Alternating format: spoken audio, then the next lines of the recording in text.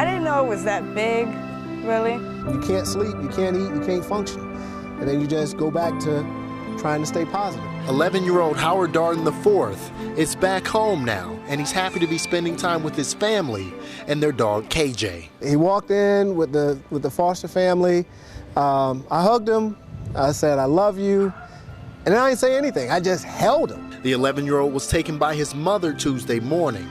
His father did not find out his son was safe until Thursday night.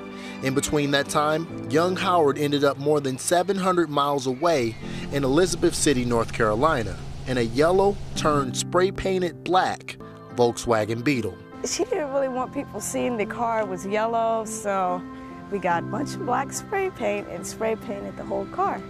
It was kind of fun. It looked kind of ugly, but yeah, it was kind of fun. The 11-year-old says his mother drove them to Georgia, back to Florida, then back to Georgia, and then to North Carolina. All the 11-year-old knew was they were going to see his grandmother in Virginia. But his father believes this had everything to do with a custody battle. She did what she did out of love.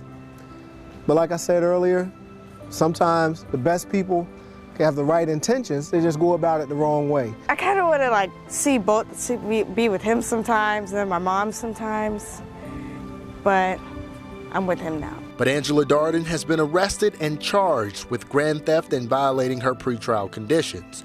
It's likely she'll face other charges. So Howard and his younger brother may be in for a new reality, one with their mother in prison. It may be next week, it might be 3 years from now. On how he deals with it, but I just got to take it at his pace. In Altamont Springs, John W. Davis, News 13.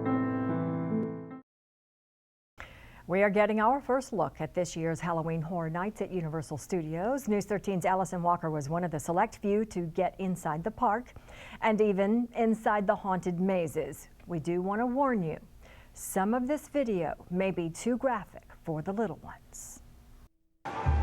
You're looking at the all-new Walking Dead Haunted Maze. A week and a half before Halloween Horror Nights even opens, Universal let us experience it early.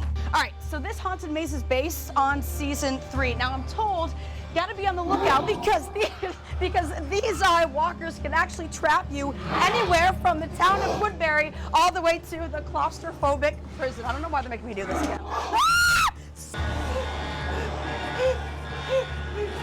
We got full access inside one of 8 new haunted mazes. Now, if you're a fan of AMC's The Walking Dead, you will recognize what's going on in here and in between mazes. You're going to see the tank from season 1. You're going to see a walker attack in the streets of New York. We're not duplicating anything with Walking Dead this year. It's a real good thing you don't have smell-o-vision because the scent of decay is not something you want to whiff twice.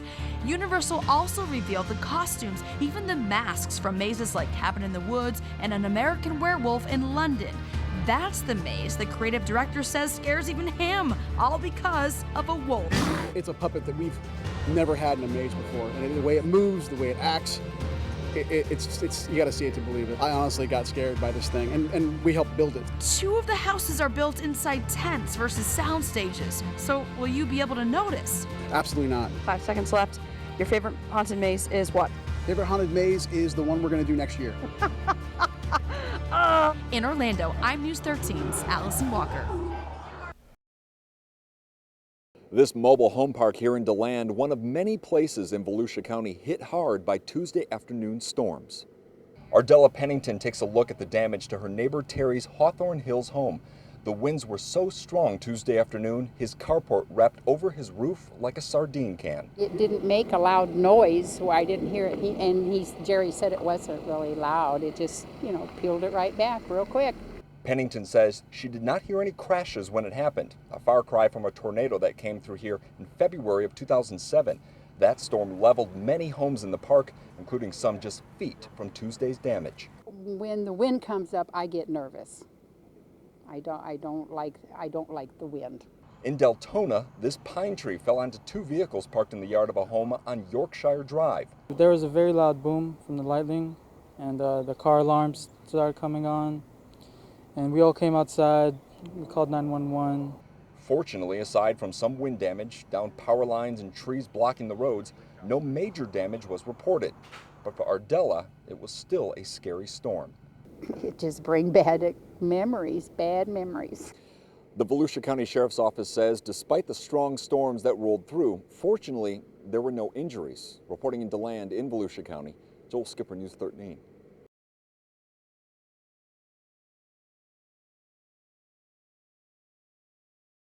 The Cheyenne Saloon was the venue when it was announced that Orlando would be host city for the 1994 World Cup. And once again, Church Street establishment has helped ring in a huge moment for soccer in the City Beautiful. Orlando City Soccer Club announcing they'll join Major League Soccer as the 21st club. We want to show you the sights and sounds that were captured by one of our photographers, Jamey Cicalese. Check it out.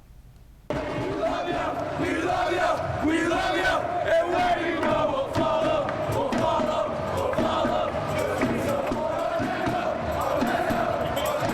I'm here for a major announcement. A major announcement? I don't really know what it is. Orlando City, MLS, woo! It's my pleasure to welcome Orlando City SC as Major League Soccer's 21st expansion team. Yeah! It's a realization of a dream. It's a culmination of a lot of hard work by a lot of people. This doesn't get done without teamwork, and I mean that from not only the organization but from the community as well. Orlando's a party city, you know, it's where dreams come true.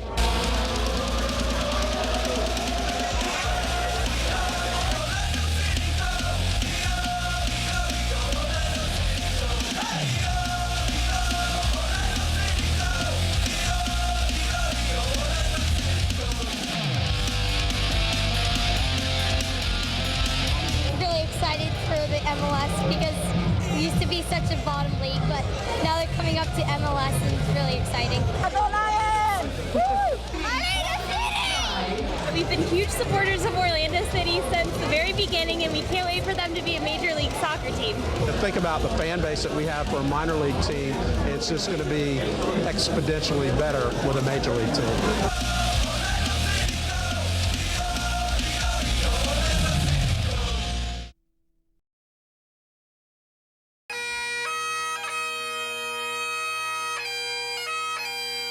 Robbie was just a tremendous officer, and our heart goes out to his family.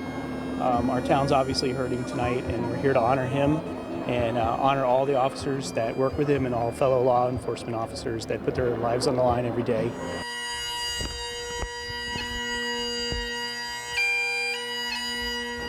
Our love goes to you, and we truly feel blessed that he has been part of the Windermere community.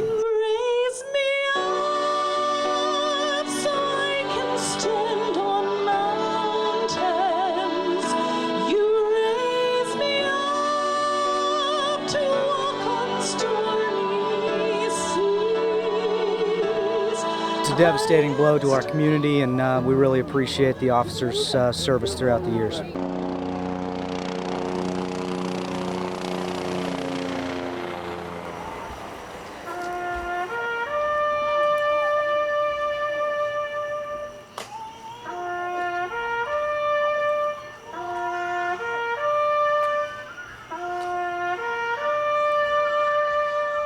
Nobody ever wants to lose an officer. No parent should ever have to lose a child, and everyone's really struggling, but the support from the community really helps get us through this.